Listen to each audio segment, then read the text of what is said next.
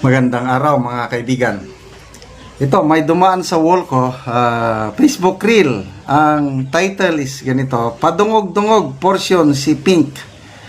Naghiwalayan na yung iba, tayo magkakasama. Mas lalo kaming titibay na mga Dutertista sa 2028. So pahayag ito ni ex-VP Leni siguro sa pangangampan niya sa Albay kasi kumandidato siyang mayor at nanalo. Siya daw ang kauna-unahang lady mayor ng Naga City. So pag-usapan natin ngayon yung plano nila mga kakamping sa 2028. Pakinggan natin ito . Naghiwalayan na yung iba, tayo magkakasama pa din.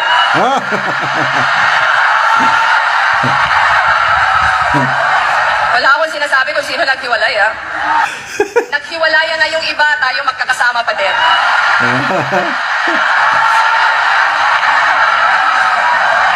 Wala akong sinasabi kung sino naghiwalay, Isa na lang. Naghiwalayan na yung iba, tayo magkakasama pa din.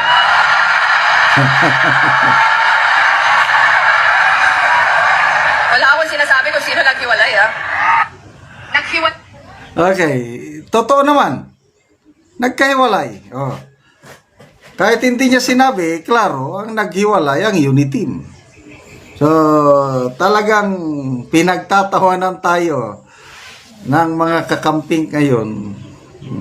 Kailan, wala tayong magawa . Nandyan na, tanggapin na lang natin. Okay, speaking of ex-VP Leni, mayroong survey. I think Pulse Asia o SWS, isang credible survey group. Tinanong mga respondents kung sakaling si Leni Robredo ang nanalo, mas mabuti ba siyang presidente ngayon? Ang sagot is 60% of the respondents believe na mas mabuti sanang presidente ngayon si Leni Robredo. Yun ang lumalabas. And kung maibabalik ko lang ang panahon, mas mabuti na lang yung sinasabi nating lutang. Kaysa ito ngayon na hindi siya lutang, kailang ano siya ngayon, mas grabe.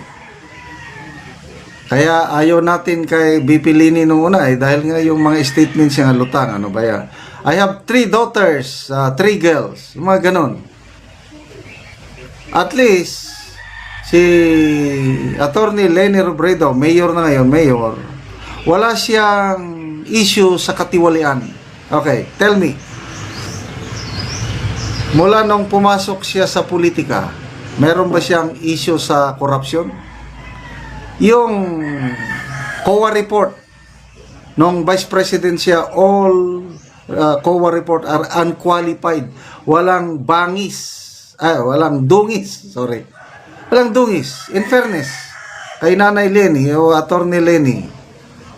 So, mas okay na lang yun kaysa ngayon. Kaya, ako, naniniwala ako yung survey na 6 out of 10 Filipinos ang nagsasabi na mas mabuti sana ang presidente ngayon si Leni kumpara itong kay Marcos Jr. Sayang. Kailan? Yun na nga, nasa huli palagi ang pagsisisi. Akala natin, bayan, babangon muli. Ang galing magsalita. Yung pala, mini-memorize. O yung pala, may coaching. O yung pala, may advanced question. Kasi, ang ganda yung mga sagot niya noon. Foreign policy. Oh, we should be friends to all. Enemy to no one. Pagdating sa usaping South China Sea, West Philippine Sea, we will dialogue. Hindi makikialam ang mga foreign countries. Tayo-tayo lang. Mga ganon. Ang ganda yung mga foreign policy statements ng kandidatong Bongbong Marcos noon. Yung pala, ang coach niya noon si Sas Rugando Sasot. Kinuha siyang consultant on foreign policy matters. Ang gaganda ng sagot niya. Kaya lang, nung umupo na, anong nangyari? Ay wala na. Enemy to China, friend to the United States. I am not against US, ano? kaibigan natin ng US. Marami tayong kababayang Pilipino na gumanda ang buhay dahil sa US. Isa na dyan yung anak ko.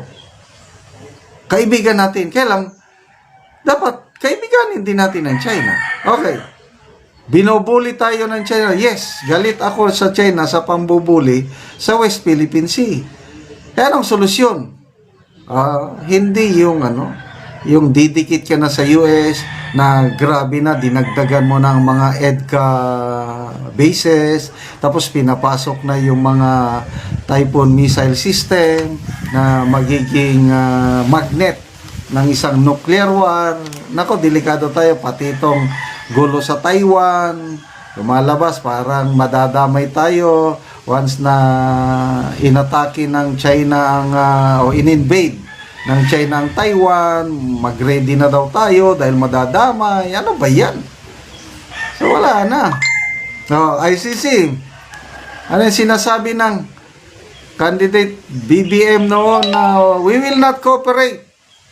No more jurisdiction ng ICC. Naniwala tayo nang nangyari ang ating minamahal na Tatay Digong. Nandun na sa Netherlands. Okay. So,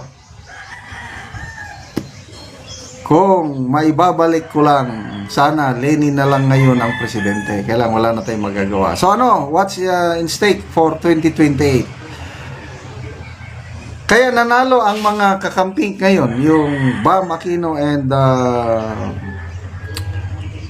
Kiko Pangilinan, kasi solid pa rin yung vote base nila. Talaga, lumalakas sila. Tingnan nyo, ang akbayan ni Risa Hontiveros, number 1 sa party list. Nanalo sina Laila de Lima, Chel Jokno sa kanilang party list. Talagang nagko-consolidate at pumoporma na ulit ang kakamping. And kung ako ang tatanungin nyo, by 2028, lalaban sila. So, I don't know kung sinong kandidato na. Pwede si Attorney Lenny o Mayor Lenny. Pwede si Risa Hontiveros. Pwede si Bam Aquino. Basta lalaban yan sa tingin ko. So, sino rin sa kabila? Now, of course, nandyan si Speaker Martin Romualdez. Nandyan si Rafi Tolpo. Of course, ang ating VP Inday Sara. So, mayroon ng survey. I don't know sino nag-survey. Parang Pulse Asia. Kung more than 2 candidates ang maglaban-laban sa 2028.